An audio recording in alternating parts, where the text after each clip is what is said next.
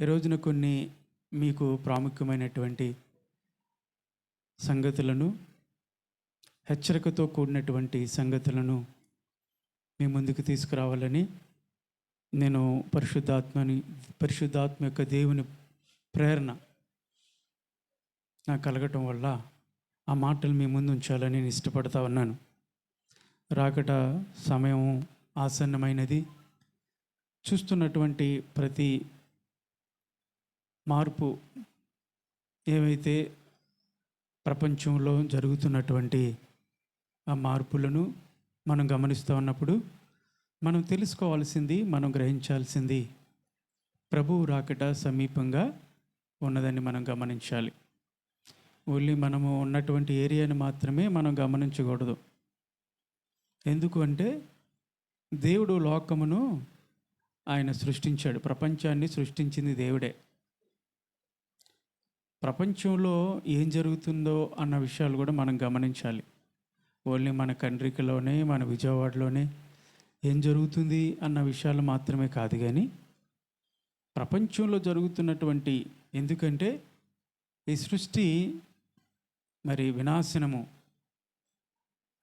యుగాంతము ఏదైతే ఉందో, దేవుని రాకట సమీపించేటప్పుడు ఆ గురుతులన్నీ కూడా ప్రపంచంలో జరుగుతూ ఉంటాయి. వాటిని మనము గ్రహించాలి. మా ఊర్లో జరగట్లేదు కండి అంటే కూర్చుంటే అవ్వదు. నూతిలో కప్పలాగా ఇదే ప్రపంచం అనుకోకూడదు. జాగ్రత్తగా గమనించండి ప్రియులారా. నేను వాక్యములకి వెళ్తా ఉన్నాను.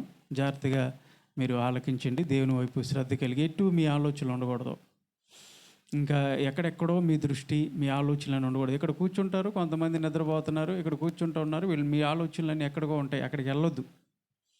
మీ సమయాన్ని దేవుని సన్నిధిలో గడపటానికి వచ్చారు కాబట్టి దేవుని మాటలు వినటం వల్ల మీ జీవితాల్లో మీకు ఆశీర్వాదాలు మీరు పొందుకుంటారు. దేవుడు ఈ లోకమును ఆయన సృష్టించాడు. మొట్టమొదటిగా మానవుని సృష్టించే ముందు సమస్తాన్ని, అంటే యావత్ సృష్టిని, చెట్టులను కానివ్వండి, పర్వతాలను కానివ్వండి, కొండలను కానివ్వండి, అదేవిధంగా పక్షులను కానివ్వండి, భూమి మీద సంచరించు సమస్తమును, అంటే ఈ విధంగా మీకు అర్థమయ్యేలా చెప్పాలంటే భూమి మీద, ఆకాశములో, సముద్రంలో, ఈ మూడిటిలో జీవించేటువంటి సకల జీవరాశుల్ని దేవుడు కలగజేశాడు. జీవము కలిగినటువంటి జీవం కలిగినవి, జీవం లేనటువంటి వాటిని దేవుడు సకలమును సృష్టించాడు. ఈ అంతను సృష్టించి తర్వాత మానవుణ్ణి ఆయన సృష్టించాడు. అంటే ముందుగానే మానవుణ్ణి నిర్మించిన తర్వాత సృష్టిని సృష్టించలే దేవుడు. కారణం ఏంటంటే మానవుడికి కావలసినటువంటి వనరులు ఏవైతే ఉన్నాయో వాటన్నిటిని సృష్టించిన తర్వాత అప్పుడు ఆదామును సృష్టించాడు. ఆదాముని సృష్టించి వీటన్నిటిని కూడా నువ్వు పరిపాలించు అని చెప్పాడు. వాటిల్ని ఏవి కావాలంటే వాటిని చక్కగా తినమన్నాడు. ఏదోను తోటలో మనిషిని పెట్టాడు. అంటే ఏదోను తోటను కూడా సృష్టించి పండ్లనిచ్చు చెట్లను అన్నిటిని కూడా సృష్టించి వృక్షఫలములను ఆదామును పెట్టాడు. అయితే ఇక్కడ గమనించండి, సర్వ సృష్టిని, అంటే ఆకాశంలో ఉన్నటువంటివి కానీ, భూమి మీద ఉన్నటువంటి వాటివి కానీ, సముద్రంలో ఉన్నటువంటి వాటిని కానీ ఎందుకు దేవుడు సృష్టించాడు అంటే మానవుడికి లోబడాలని సృష్టించాడు. చెప్పండి, ఎవరికి లోబడాలని? మనిషికి లోబడాలని దేవుడు వీటన్నిటినీ సృష్టించాడు. అంటే మానవుడికి లోబడాలి, మానవుడి మాట వినాలి అని సమస్తమును సృష్టించాడు దేవుడు. అయితే రెండవదిగా మానవుడిని ఎందుకు సృష్టించాడు దేవుడు? సృష్టినేమో మానవుడికి లోబడాలని సృష్టిస్తే మరి మనిషిని ఎందుకు సృష్టించాడు అని ప్రశ్నించుకుంటే మనిషి దేవునికి లోబడాలి, దేవుని ఇష్టానుసారంగా బ్రతకాలి, దేవునికి నచ్చినట్టుగా ఆయనకి విధేయత చూపించేవారుగా, ఆయనకి మహిమ తెచ్చే బిడ్డలుగా ఉండాలని మనిషిని తయారు చేశాడు దేవుడు. మీకు అర్థమవుతుందా నేను చెప్పిన మాటలు? సృష్టి మొత్తాన్ని ఎవరికి లోబడాలని సృష్టించాడు?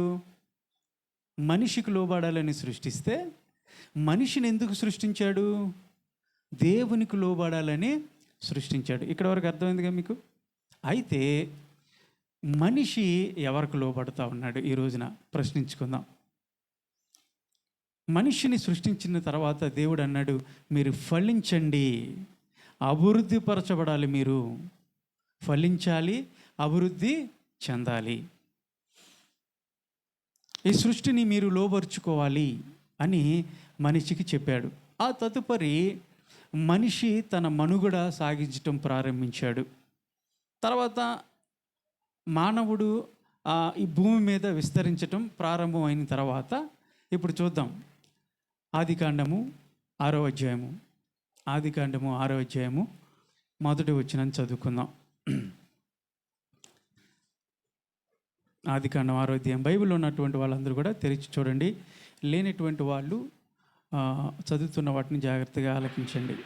నరులు భూమి మీద విస్తరింప ఆరంభించిన తర్వాత, నరులు భూమి మీద విస్తరింపనారంభించిన తర్వాత కుమార్తెలు వారికి పుట్టినప్పుడు, బిడ్డలు కలిగారు వాళ్ళకు. దేవుని కుమారులు నరుల కుమార్తెలు చక్కని వారిని చూచి వారందరిలో తమకు మనసు వచ్చిన స్త్రీలను వివాహము చేసుకొనిరి. అప్పుడు యెహోవా, నా ఆత్మ నరులతో ఎల్లప్పుడూ వాదించదు. అక్కడ ఏముందంటే ఆగమ్మ, అక్కడ ఏముందంటే వారికి మనసుకు ఏముంది అక్కడ? మనసుకు వచ్చిన స్త్రీలను అంటే ఏంటి దాని అర్థం? వారికి ఇష్టం వచ్చినట్టుగా బ్రతకటం ప్రారంభించారు. మనిషి ఎవరికి ఇష్టానుసారంగా బ్రతకాలని దేవుడు నిర్మించాడు? దేవునికి ఇష్టానుసారంగా బ్రతకాలని మనిషిని నిర్మిస్తే మనిషి ఇక్కడ ఏం చేస్తా ఉన్నాడు? విస్తరించటం ఆరంభమైంది. నరులు విస్తరించటం ఆరంభమైన తర్వాత అప్పుడు దేవుడు మనిషిని చూడటం ప్రారంభించాడు, మనుషుల వైపు చూడటం ప్రారంభించాడు. ఎక్కడ నుండి? ఆకాశము నుంచి మనుషుల్ని. ఎందుకంటే విస్తరించటం ఒకళ్ళ తర్వాత ఒకళ్ళు, భూమి మీద నరులందరూ కూడా ఒకళ్ళ నుంచి, ఆదాము నుంచి అలా విస్తరించటం ఆరంభం అయినప్పుడు దేవుడు మనిషిని చూడాలని ఇష్టపడ్డాడు. మనిషి చూసినప్పుడు మనిషి ఎలా ఉన్నాడు అంటే తనకు ఇష్టం వచ్చినట్టుగా, తనకు నచ్చినట్టుగా బ్రతకటం ప్రారంభించాడంట. దేవునికి ఇష్టానుసారంగా బ్రతకాలని మనిషిని సృష్టిస్తే మనిషి తనకిష్టానుసారంగా ఉండాలని ఆశపడుతూ ఉన్నాడు. అంటే ఏంటి తెలుసా? ఈ లోకంలో మనం చెప్పుకోవాలంటే మనకి నచ్చినవి చేయటం, మన ఆలోచనలకి నచ్చినట్టుగా చేయటం. నా ఇష్టం అండి, నేను ఏదైనా చేస్తా, మీరెవరు చెప్పడానికి? మీరెవరో నాకు చెప్పడానికి? నా ఇష్టం, నాకు నచ్చింది నేను చూస్తా, నాకు నచ్చింది నేను చేస్తా, నాకు నచ్చిన వ్యక్తులతో నేను మాట్లాడతా, నాకు నచ్చిన ప్రాంతానికి నేను వెళ్తా, నాకు నచ్చిన సినిమాలు నేను చూస్తా. మీరెవరో నాతో మాట్లాడటానికి, నన్ను ప్రశ్నించడానికి? మీరెవరో? నా జీవితం నా ఇష్టం అన్నట్టుగా మనిషి తనకు నచ్చినట్టుగా తన ఇష్టానుసారంగా బ్రతకటానికి ప్రారంభించాడు. దేవుడు చూశాడు నరులని, కానీ వాళ్ళందరూ కూడా తన ఇష్టానుసారంగా బ్రతుకుతూ ఉన్నారు. 5వ వచనాన్ని కూడా చూద్దాం. 5వ వచనం 6వ అధ్యాయంలో, నరుల చెడుతనము భూమి మీద గొప్పదనియు, నరుల చెడుతనము భూమి మీద గొప్పదనియు, వారి హృదయం యొక్క తలంపులోని ఊహంతయు, ఇది అండర్లైన్ చేసుకోండి, వారి హృదయములోని తలంపులు ఊహంతయు ఎల్లప్పుడూ కేవలము చెడ్డదని యెహోవా చూచి, ఎల్లప్పుడూ కేవలం ఏమైందంట? చెడ్డదని యెహోవా చూచి, తాను భూమి మీద నరులను చేసినందుకు యెహోవా సంతాపం నుండి తన హృదయంలో నొచ్చుకొనెను. బాబా, దేవుడు చూసారా? సంతాపపడ్డాడంట. మనిషిని ఎందుకు తయారు చేశానురా నేను అన్నట్టుగా దేవుడే సంతాపపడ్డాడంట. ఎంత విషాదం అండి! మనుషుని చూశాడు. ఆయన చూసినప్పుడు, దేవుడు చూసినప్పుడు ఎలా ఉంటుందో తెలుసా? మనుషులు చూసినప్పుడు ఒకలాగా చూస్తాము, అదే దేవుడు చూస్తే ఎలా ఉంటుందో నేను చెప్తా. మనిషి చూడటం ప్రారంభించాడు అనుకో, పైన ఉన్నటువంటి ఆకారాన్ని చూస్తాడు. ఒక వ్యక్తి తను వేసుకున్నటువంటి బట్టలు చెప్తాడేమో, పలానా బట్టలు వేసుకున్నాడు, తన జుట్టు ఏ కలర్లో ఉంది, ఏ విధంగా ఉన్నాడు అని పైన ఉన్నటువంటి వాటిని మనం వివరించడానికి ఇష్టపడతాం. పైన ఉన్నటువంటి ఆకారాన్నే మనం చెప్తాం, ఈ వ్యక్తి ఇలా ఉన్నాడు అని. కానీ మనిషికి హృదయంలో ఏముందో మనం చూడగలమా? ఒక వ్యక్తి హృదయంలో ఏముందో చూడగలమా? చూడలేం. మన వల్ల కాదు. దేవుడు ఆ శక్తిని ఇవ్వాల మనకి. పైన ఉన్నటువంటి ఆకారాన్నే మనం ఎక్స్ప్లెయిన్ చేస్తాం, ఈ వ్యక్తి ఇలా ఉన్నాడండి అని. కానీ దేవుడు చూస్తే ఎలా ఉంటుంది తెలుసా? నీ హృదయాంతరంగాను చూస్తాడు. దేవుని స్తోత్రం కలుగును గాక. ఈ రోజున స్కానింగ్లు వచ్చింది, సిటీ స్కానింగ్, ఎంఆర్ఐ స్కానింగ్, ఇలా స్కానింగ్లు వచ్చినాయి. ఈ స్కానింగ్లు వచ్చిన తర్వాత మనిషిలో హార్ట్ ఎలా ఉంది అంటే గుండె ఎలా కొట్టుకుంటుంది, లేదంటే ఆ కిడ్నీలు ఎలా ఉన్నాయి, ప్రతిది కూడా ఆ కిడ్నీలు ఎలా ఉన్నాయి, ఊపిరితిత్తులు ఎలా ఉన్నాయి, లోపల ఉన్నటువంటి వాటిని అన్నిటిని కూడా ఈ రోజున డాక్టర్స్ చూడగలుగుతున్నారు కేవలం ఎంఆర్ఐ స్కానింగ్, సిటీ స్కానింగ్ల వలన. స్కానింగ్లు వచ్చినాయి కాబట్టి.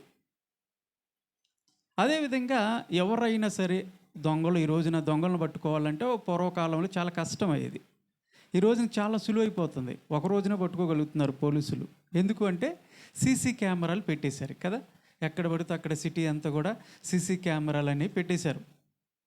దొంగతనం చేసి పారిపోతున్నాడు అనుకో, వీడు ఎటు వెళ్ళాడు, ఎప్పుడు వచ్చాడు, అవన్నీ కూడా సీసీ కెమెరాలో దొరుకుతున్నారు. కాబట్టి పోలీసులు ఏం చేస్తున్నారు, ఈజీగా పట్టేసుకుంటున్నారు. సీసీ కెమెరాలు వచ్చేసినాయి, చాలా స్పష్టంగా చక్కగా అన్నీ కనబడుతూ ఉన్నాయి. మొన్న ఈ మధ్యనే మీరు చూశారు, తెలంగాణలో ఒక 10వ తరగతి చదువుతున్నటువంటి బిడ్డ, 10వ తరగతి చదువుతున్నటువంటి పిల్లోడు ఒక 6 సంవత్సరాలు పిల్లని 20 కత్తిపోట్లతో, ఇక్కడ 14 పేక మీద 14 కత్తిపోట్లు, కడుపులు 7 పొడిసేసాడు దొంగతనానికి వచ్చేసి. చిన్న బిడ్డని తల్లిదండ్రులు లేరు, ఇంట్లో వదిలేసి వారి పని మీద వాళ్ళు వెళ్ళారు. వీడు ఎప్పటి నుండి పొంచి ఉన్నాడు, ఇంట్లో ఏ డబ్బులు ఉన్నాయని. ఆ డబ్బుల కోసం వచ్చి ఆ చిన్న పిల్ల అడ్డుపడటం వల్ల కత్తితో దారుణంగా పొడిచాడు. ఎంత వాడు వయసు అంటే కేవలం 10వ తరగతి, అంటే 14 సంవత్సరాలు. అంటే ఎటువైపోతుంది ప్రపంచం, ఎటువైపు వెళ్తుందో చూడండి. చిన్న పిల్లలు, ఒక చిన్న పిల్లను హత్య చేసేటువంటి వాడుగా ఆ 14 సంవత్సరాల పిల్లోడు వచ్చాడంటే వాడి ఆలోచనలు ఏ విధంగా ఉన్నాయి, వాడి పెంపకం ఎలా ఉంది, అసలు తల్లిదండ్రులు ఏ విధంగా ఉన్నారో మనం గమనించాల. అంతు చిక్కలా ఎవరు చేశారో ఈ హత్య అని చెప్పలే. నిన్నగాక మొన్న అనుకుంటా అది దొరికింది. 3 రోజుల తర్వాత సీసీ కెమెరాలో పట్టుకున్నారు వాడిని. చిన్నపిల్లోడు ఆడు హత్య చేస్తాడని ఎలా అనుకుంటారు? ఆడేదో స్కూల్కి వెళ్ళేవాడు, పాడుకుంటా తిరిగేవాడు అంత దారుణమైనటువంటి హత్య చేస్తాడు అని చెప్పేసి ఎవరైనా అనుకుంటారా? ఎవరు అనుకోరు. ఎవరికి అనుమానం రాలి, పోలీసులకు అనుమానం రాలా. కానీ సీసీ కెమెరాలో ఎట్టకేలకు వాడిని పట్టుకున్నారు. అంటే సీసీ కెమెరాలు ఈ రోజున చాలా అన్ని చోట్ల పెట్టేశారు పోలీసులు. అపార్ట్మెంట్లో ఉంటున్నాయి, రోడ్ల మీద ఎక్కడ పడితే అక్కడ పెట్టేసుకుంటున్నారు. కారణం ఏంటంటే ఏం జరిగినా చిటికలో వాళ్ళని పట్టుకోవటానికి అవి దోహదపడుతూ ఉన్నాయి, తేటగా అవి కనబరుస్తూ ఉన్నాయి. అదేవిధంగా ఇవే అంత స్పష్టంగా చూస్తూ ఉన్నప్పుడు, అవి కనపడుతూ ఉన్నప్పుడు, దేవుడు గనక మనిషిని చూసినప్పుడు సిటీ స్కానింగ్లు కాదు, ఎంఆర్ఐ స్కానింగ్లు కాదు, సీసీ కెమెరాలు కాదు, అంతకు మించినటువంటి ఆయన కన్ను దృష్టి నీ హృదయాంతరంగంలోకి ఇంతవరకు ఎలాంటి స్కానింగ్లు రాలాలండి. నీ హృదయంలో, నీ తలంపులో ఆలోచన పుట్టకముందే దేవుడు నీ తలంపులను ఎరిగేటువంటి దేవుడు. ఆయన చూస్తున్నటువంటి దేవుడు, ఆయన చూసే దేవుడు. నరులను సృష్టించిన తర్వాత, భూమి మీద విస్తరింపడం ఆరంభించిన తర్వాత నరుల వైపు ఆయన దృష్టిని చూశాడంట. చూసినప్పుడు భూమి మీద ఎలా ఉన్నారంట? వాళ్ళు చెడిపోయి ఉన్నారంట. ఎలా ఉన్నారు? చెడిపోయి ఉన్నారు. మనిషిని సృష్టించి మనిషి ద్వారా తన నామానికి మహిమ తెచ్చుకోవాలని, మనిషి తన మాట వినాలని, తన ఇష్టానుసారంగా మనిషి బ్రతకాలని మనిషిని తయారు చేస్తే మనిషి దేవునికి విరోధముగా ప్రవర్తించడం ప్రారంభించాడు. తనకు నచ్చినట్టుగా ప్రారంభించాడు, తన ఇష్టానుసారంగా జీవించడం ప్రారంభించాడు. ఒక మాటలో చెప్పాలంటే దేవుని పక్కన పెట్టేసి నా ఇష్టం, నా జీవితం అంటం ప్రారంభించాడు. చెడిపోయాడు. 12వ వచనం, ఆరోగ్యం 12వ వచనంలో ఉంటుంది ఒక మాట. దేవుడు భూలోకమును చూచినప్పుడు అది చెడిపోయి ఉండెను. ఎలా ఉందంట? చెడిపోయి ఉంది. భూమి మీద సమస్త శరీరులు అంటే అందరూ తమ మార్గమును చెరిపివేసుకొని ఉండిరి. ఏంటి ఆ మార్గం? దేవుడేసినటువంటి మార్గం. మీరు ఇలా బ్రతకాలి, మీరు ఇలా జీవించాలి అని దేవుడు వేసినటువంటి మార్గాన్ని చెరిపేశారు. ఈ రోజుల్లో కూడా చూడండి, అక్కడ ఉంటుంది నోవాహు దినముల్లో జరిగినట్టుగా మనిషికి ఈ దినముల్లో కూడా జరుగుతుందని చెప్పేసి ఒక మాట ఉంటుంది. అంటే ఏం జరుగుంటుంది నోవాహు దినాల్లో ఇప్పుడు అని ఆలోచిస్తే, భూలోకమంతా బలత్కారంతో నిండిపోయింది, చెడిపోయింది, వాళ్ళ మార్గాలను చెరిపేసుకున్నట్టు దేవుడు వేసినటువంటి మార్గము ఎలాంటి తెలుసా? దేవుడు చెప్పాడు, మీరు విత్తనములు ఇచ్చు ఫలములను తినమన్నాడు. ఏం తినమన్నాడు? ఆదికాండంలో చెప్తాడు. ఏం చెప్తాడు? విత్తనములనిచ్చు వృక్ష ఫలములను. ఇప్పుడు ఏం జరుగుతుంది తెలుసా? సీడ్లెస్, విత్తనాలు లేని తినటానికి చూస్తూ ఉన్నారు. విత్తనాలు లేని ఫలములను పండిస్తూ ఉన్నారు. ఈ రోజున టెక్నాలజీ పెరిగిపోయింది. మనిషి యొక్క జ్ఞానం, దేవుని జ్ఞానాన్ని పక్కన పెట్టేశాడు. మనిషి జ్ఞానాన్ని పెంపొందించుకొని విర్రోగుతూ మెడబిరుసుతనముతో ప్రవర్తిస్తూ నా శక్తి, నా బలము, నా ఇష్టం అనుకుంటా ఏం చేస్తున్నాడో తెలుసా? సీడ్లెస్ అంటే విత్తనము లేని ఫలవృక్షములను తయారు చేస్తూ ఉన్నాడు. దేవుడు ఏం చెప్పాడు ఆదిలో? విత్తనములనిచ్చు ఫలవృక్షంతో అవి నీకు మంచివి అని చెప్తే, విత్తనాలు లేని తయారు చేస్తా నేను అని ప్రారంభించాడు. ఒకప్పుడు వివాహాలు జరిగినప్పుడు భార్యాభర్తల మధ్య సైక్యత ఉండేది, ఐక్యత ఉండేది. ఒకవేళ చిన్న చిన్న గొడవలు అయినప్పటికీ కూడా సర్దుమణిగి ఉండేవాళ్ళు. వాళ్ళ యొక్క కుటుంబ జీవితాన్ని కట్టుకుంటూ, పిల్లలను చూసుకుంటూ, పోషించుకుంటూ ఉన్నా లేకపోయినా వెళ్ళేవాళ్ళు. అవునా? అంతేగాని బట్టలు సర్దేసి నేను ఉండనేక నీకు నాకు అయిపోయిందేక ఎల్సీట్లు ఏనంటారు, నీకు విడాకులు ఇచ్చేస్తున్నాను అని చెప్పేసి వెళ్ళిపోయేవాళ్ళు.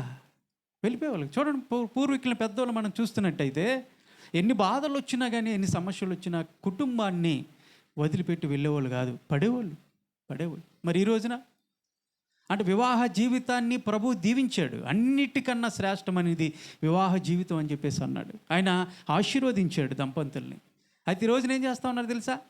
ఆయన వేసినటువంటి క్రమాన్ని మీరేసి నా ఇష్టం అన్నట్టుగా నచ్చకపోతే ఇవాళతో ఒకరితో ఉంటున్నారు, రేపు ఒకరితో ఉంటా ఉన్నారు. అరే మొన్నే కదరా అంటే అయిపోయింది అది, ఇప్పుడు రెండోది, మూడోది, నాలుగోది అంటున్నారు. అంటే వివాహ జీవితాన్ని ఏ విధంగా చేసేసారంటే నచ్చితే ఉంటున్నారు, నచ్చకపోతే ఉన్నారు. ఏంటంటే పిల్లలు కూడా, పెద్దలు కూడా ఏం చెప్తున్నారు, పిల్లలకు నచ్చలేదండి ఇక మేము పంపించమండి, ఇక నచ్చినప్పుడు ఎందుకండి, ఇక ఆడి పెద్ద ఎదవండి, మరి మీరు అట్లా బిడ్డల జీవితాన్ని పాడు చేస్తూ మేమే చూసుకుంటాం, మాకేమైనా భారమా అన్నట్టుగా భార్యాభర్తలను విడదీసేసి దానివల్ల బిడ్డలు ఏమైపోతున్నారు? అదే కోవలోకి వెళ్ళిపోతున్నారు. అంటే దేవుడు వేసినటువంటి క్రమాన్ని తప్పి, ఆయన వేసినటువంటి మార్గాన్ని తప్పి తిరుగుతూ ఉన్నారు. ఒక రోజుల్లో పూర్వకాలంలో ఎవరైనా లంచం తీసుకోవాలంటే దడిసేవాళ్ళు. అవునా కదా? లంచం పట్టుకోవాలంటే భయపడేవాళ్ళు. అమ్మో లంచం, ఈ లంచం తీసుకున్నాడంటే ఆయన మర్యాద తగ్గినట్టుగా, లంచం చేసంటే సులువుగా అంటే ఒకలాగా చూసేవాళ్ళు ఆయన్ని. లంచం తీసుకుంటాడరా, ఇటు జీవితం మంచిది కాదు అన్నట్టుగా చూసేవాళ్ళు. అవునా కదా? ఈ రోజున లంచం తీసుకోకపోతే, లంచం తీసుకుంటే ఒకప్పుడు హీనంగా చూసేవారు, ఇప్పుడు లంచము తీసుకోకపోతే హీనంగా చూస్తా ఉన్నారు. ఏది చేయాలన్నా లంచం. దేవుని క్రమాన్ని పక్కన పెట్టేశారు. ఇంకో భయంకరమైన విషయం చెప్పనా? ఆలకించాలి. ఇంకో భయంకరమైన విషయం చెప్పనా? దేవుడు వేసిన క్రమాన్ని ఇందాక వాక్యంలో చదివినట్లుగా మార్గం తప్పారు అన్న నేను మీకు వివరిస్తూ ఉన్నాను. ఏ విధంగా మార్గం తప్పారు అంటే, పురుషుణ్ణి స్త్రీని దేవుడు తయారు చేస్తే ఇద్దరు కలిసి ఉండాలి, వివాహం చేసుకొని మీరు ఫలించాలని చేస్తే ఇప్పుడు ఏం జరుగుతుంది తెలుసా? పురుషుడిని చేసుకుంటున్నాడు, స్త్రీని చేసుకుంటా ఉన్నారు. కొన్ని సంఘాలు పెట్టేశారు, కొన్ని గ్రూపులు పెట్టేశారు, కోర్టులకు వెళ్ళారు, ఇది లీగల్ అని తెచ్చేసుకొని బ్రతికేస్తూ ఉన్నారు. ఎంత దారుణం అండి ఇది! ఇది దేవుడు వేసిన క్రమమా? దేవుని వేసిన మార్గమా? కాదు. ఇలా చెప్పుకుంటే చాలా ఉన్నాయి. ఆ దినాల్లో కూడా పాపము విస్తరించిపోయింది. వారికి నచ్చినట్లుగా విస్తారమైనటువంటి పాపాన్ని చేస్తూ దేవుని పక్కన పెట్టేసి వాళ్ళకి నచ్చినట్టుగా, వాళ్ళకి మనసుకు నచ్చినట్టుగా ప్రవర్తించడం ప్రారంభించారు. దేవుడి వేసినటువంటి మార్గాన్ని తప్పారు. ఎలా ఉన్నారు అంటే చెడిపోయినటువంటి వారుగా ఉన్నారు.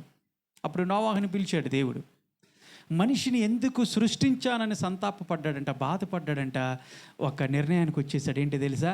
ఇంకా వీళ్ళనే నాశనం చేస్తా, వీళ్ళని ఉంచను, ఇంకా నేను నాశనం చేస్తా అని చెప్పేసి దేవుడు ఒక నిర్ణయానికి వచ్చి ఆ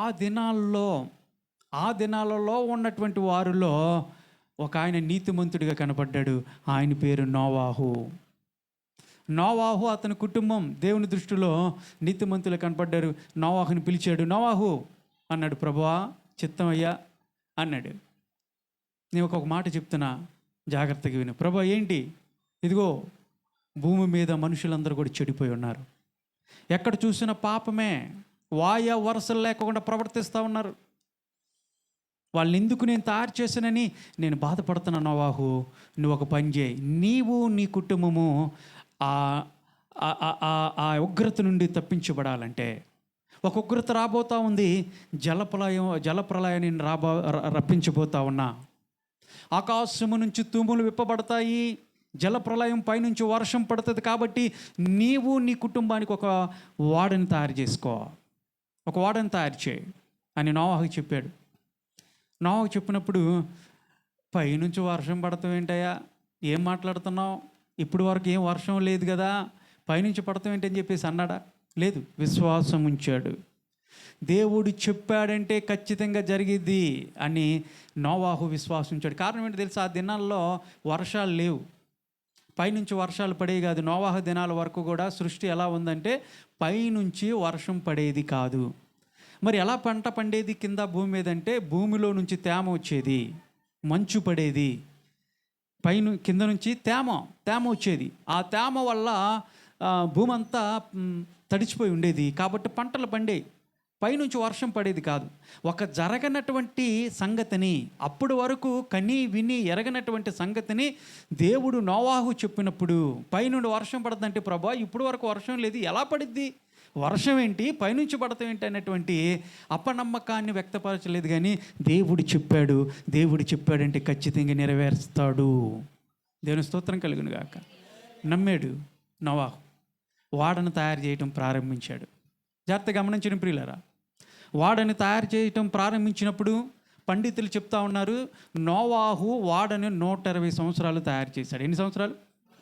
120 సంవత్సరాలు తయారు చేశాడు. ఎందుకు ఈ మాటని చెప్తానంటే, ఒక వ్యక్తిని నాశనం చేయాలంటే దేవునికి ఉన్నటువంటి గొప్ప లక్షణం ఏంటి తెలుసా?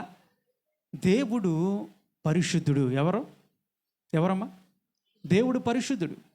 పాపాన్ని దగ్గరికి కూడా రానినటువంటి దేవుడు.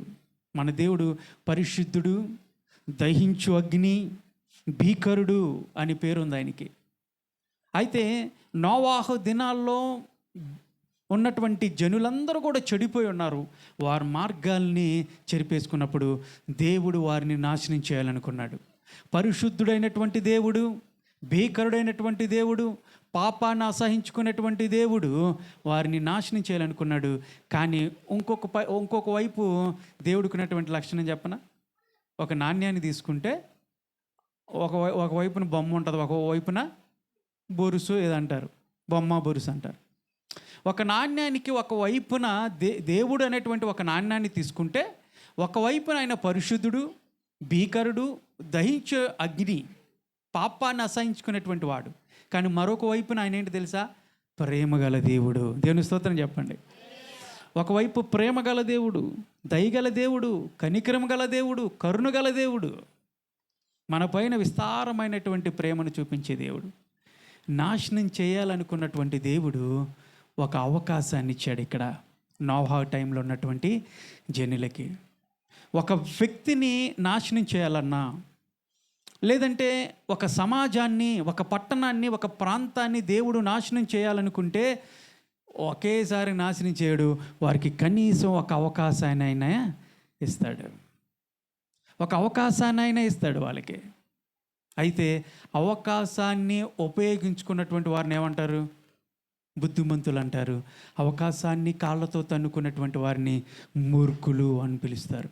అంతేనా? ఒక అవకాశం కాళ్ళ దగ్గరికి వచ్చినప్పుడు తన్నుకున్నటువంటి వారిని ఏమంటారు? వీడు మూర్ఖుడు రా అంటారు. బుద్ధిమంతుడు అవకాశాన్ని ఉపయోగించుకుంటాడు. అయితే దేవుడు ఎలాంటి అవకాశం ఇచ్చాడు తెలుసా? ఎన్ని సంవత్సరాలు ఇచ్చాడు తెలుసా? అక్కడ ఉన్నటువంటి వారికి 160 సంవత్సరాలు ఇచ్చాడు. ఈ 160 సంవత్సరాలు నోవాహు వాడు తయారు చేస్తూ ఉంటుంటే చాలామంది వచ్చారు నోవాహు దగ్గరికి వచ్చి, నోవాహు ఏం చేస్తున్నావయ్యా నువ్వు అంటే, వాడు తయారు చేస్తున్నా అన్నాడు. ఎవరు తయారు చేయమన్నారు? దేవుడు తయారు చేయమన్నాడు. ఎందుకంట? జలప్రలయం రాబోతూ ఉంది. జలప్రలయం వస్తే ఏమైంది నోవాహు? జలప్రలయం వస్తే నాశనం జరగబోతూ ఉంది. అవునా? జలప్రలయం వచ్చద్దంటరా? వీడికి పిచ్చి ఎక్కిందిరా, పైనుంచి వర్షం రావటం ఏంట్రా, వీడికి ఏది పట్టింది, నోవాహుకి ఏది పట్టిందిరా బాబు అని పిచ్చోళ్ళలాగా చూసి వెళ్ళిపోయారంట నోవాహు చెప్తా ఉంటే. ఈ రోజులో కూడా ప్రభువుని నమ్ముకోండి, ప్రభువును నమ్ముకోండి, ప్రభువు నమ్ముకోండి అని చెప్పేసి ఎక్కడ పడితే అక్కడ సంఘాలు ఏర్పాటు చేసి దైవజనులు నిలబెట్టి ప్రభు మాట్లాడుతూ ఉంటుంటే వాళ్ళు ఏం చేస్తున్నారు తెలుసా? లెక్కలేనితనంగా పట్టించుకోకుండా వెళ్ళిపోయినటువంటి వాళ్ళు లేరా? ఉన్నారు. యేసయ్య గురించి అందరు వింటానున్నారు. ప్రతి చోట యేసు ప్రభు మాట వాళ్ళ చెవులను పడుతూ ఉన్నప్పటికీ కూడా దేవుని నమ్మకోకుండా పట్టించుకోనటువంటి స్వభావం ఈ రోజుల్లో కూడా ఉంది. ఆ దినాల్లో కూడా నోవాహును పట్టించుకోవాలా.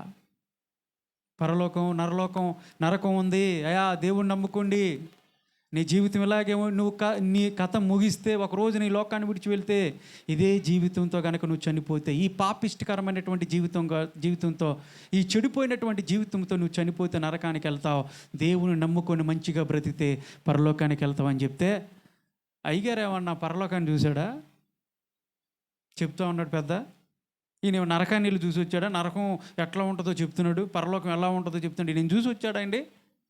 ఏంటండి ఆయన మాట్లాడుతున్నాడు అన్నట్టుగా లెక్కలేనితనంగా వెళ్ళిపోతా ఉన్నాను. ఇంకో గుంపు వచ్చారు, నోవాహు ఏం చేస్తున్నావు? వాడు తయారు చేస్తా ఉన్నాను. ఎవరు తయారు చేయమన్నారు? నోవాహు. దేవుడు తయారు చేయమన్నాడు. ఎందుకు? జలప్రలయం రాబోతూ ఉంది. జలప్రలయం వస్తే ఏమైద్ది నోవా? ఉగ్రత, నాశనం. అంటే ఎప్పుడు వస్తుందంట చెప్పాడు దేవుడు. ఎప్పుడు వస్తుంది చెప్పాలి. నోవాహుకి వాళ్ళు చెప్పినటువంటి ఆన్సర్ ఏంటి తెలుసా? నోవాహు వాడని ఎన్ని అంతస్తులు కట్టాలి నువ్వు? 3 అంతస్తులు. 3 అంతస్తులా? ఇప్పుడు మొదటి అంతస్తులోనే ఉన్నావుగా, ఇంకా 2 అంతస్తులు ఉన్నాయి, అప్పుడు చూసుకుందాంలే అని వెళ్ళిపోయారు ఇంకో గుంపు. అంటే దీన్ని ఏ విధంగా అర్థం చేసుకోవాలి తెలుసా? మనం దేవుని గురించి ప్రకటించి మారు మనసు పొందండి, సమయం లేదు, బాప్తిసం తీసుకొని రక్షణ పొందండి అంటే చాలామంది చెప్తున్నటువంటి మాటలు, యవనస్తులు కూడా చాలామంది చెప్తున్నటువంటి మాటలు, వాళ్ళ ఊహల్లో వాళ్ళ ఆలోచనలు ఎలా ఉంటాయి తెలుసా? పాస్టర్ గారు ఇప్పుడు కాదులేండి, ఆయన ఎప్పుడో వచ్చేది, అప్పుడు చూసుకుందాంలే. ఇప్పుడు నా వయసు ఎంత అండి? 16 సంవత్సరాలుగా, ఇంకా చాలా ఉంది, అప్పుడు వరకు కొంచెం ఎంజాయ్ చేయనివ్వండి, ఇప్పుడు కాదులే, తర్వాత చూసుకుందాం. ముసలోళ్ళు అయిపోయిన తర్వాత లేవలేని పరిస్థితుల్లో అప్పుడు వస్తా నేను ప్రభు దగ్గరికి. అందుకని చాలా సంఘాల్లో ముసల వ్యక్తులు ఎక్కువగా ఉంటారు. దేవుడు ఏం చెప్తున్నాడు తెలుసా? నీ యవ్వన కాలమందే నన్ను వెంబడించాలి అని చక్కటి సందేశాన్ని ఇస్తాంటే, ఇప్పుడు కాదులే పాస్టర్ గారు తర్వాత చూద్దామని అశ్రద్ధ చేస్తున్నావా? బహుశా ఈ మాటలు వింటున్నటువంటి మీలోనే ఇప్పుడు కాదులే తర్వాత చూసుకుందాం అంటున్నావా? ఇప్పుడు జరిగే సంఘటన చూడండి. అలాంటి గుంపు కూడా నోవాహు చెప్పినటువంటి మాటని వినుకోకుండా నిర్లక్ష్యంతో ఇప్పుడు కాదులే తర్వాత చూసుకుందాంలే అని చెప్పేసి దాటిపోయారు. వాడు కంప్లీట్ అయిపోయింది, వాడంతా నిర్మించేశాడు, 120 సంవత్సరాలు అయిపోయింది, ప్రజలందరూ చూస్తూ ఉన్నారు నోవాహు వైపు. నోవాహు కూడా వాడంతా తయారు చేసిన తర్వాత దేవుడి దగ్గరికి వచ్చాడు. ప్రభువా అన్నాడు. నోవాహు అయిపోయిందయ్యా. అయితే ఇప్పుడు నువ్వు భూమి మీద ఉన్నటువంటి సకల జీవరాశుల్ని పిలువు, అవి వస్తాయి నీ దగ్గరికి అని చెప్పేసి అన్నాడు. పరిశుద్ధమైనవి 7 చెప్పున పిలువు, మగది ఒకటే ఆడదొకటే, భూమి మీద పాకే ప్రతి ఒక్క పురుగుతో సహా అన్నీ కూడా ఎక్కడికి రావాలి? వాడిలోకి రావాలి. నోవాహు పిలిచాడు, అన్నీ కూడా వాడిలోకి వచ్చేసినాయి. వాడిలోకి వచ్చేసిన తర్వాత నోవాహు, అతని భార్య, 3 కుమారులు, 3 కోడళ్ళు, మొత్తం ఎంతమంది? 7. ఎంతమంది? అంతేనా? 8 మంది. నోవాహు, అతని భార్య 2, 3, అలాగ 6, 8 మంది వాళ్ళలోకి వెళ్ళారు. దేవుడు చెప్పాడు వాళ్ళకి వెళ్ళు అన్నాడు. వాళ్ళకి వెళ్ళాడు. దేవుడు ఆ వాడ యొక్క తలుపుని మూసేశాడు.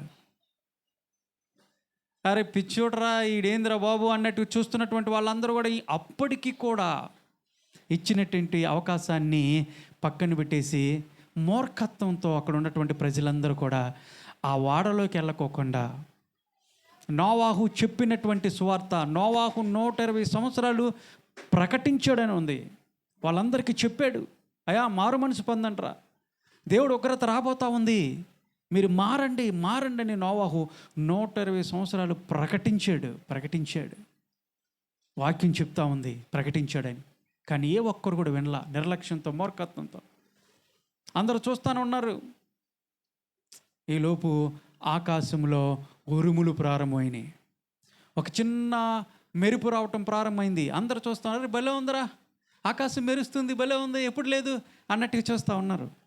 సన్నటి వర్షం ప్రారంభమైంది. ఆహ్లాదకరంగా ఉంది. అబ్బాయి ఏంటి అది విచిత్రంగా ఉంది, చినుకులు పడుతూ ఉన్నాయి, వర్షం దీన్ని వర్షం అంటారా అన్నట్టుగా అందరూ కూడా ఎగిరి గంతులేస్తూ ఉన్నారు. ఆహ్లాదకరంగా ఉంది, ఎప్పుడు చూడలేదు వర్షాన్ని. అలాగా గంతులేస్తూ ఉంటుంటే వాళ్ళు చూస్తుండగానే ఏ విధంగా అయితే వరద బేపత్సం మన ఏరియాలో మరి పోయిన సంవత్సరం ఏ విధంగా అయితే పెరుక్కుంటూ వచ్చేసి మొత్తాన్ని తీసుకెళ్ళిపోయిందో, అదేవిధంగా చూస్తుండగానే ఆ వర్షం పెద్దదైపోయింది.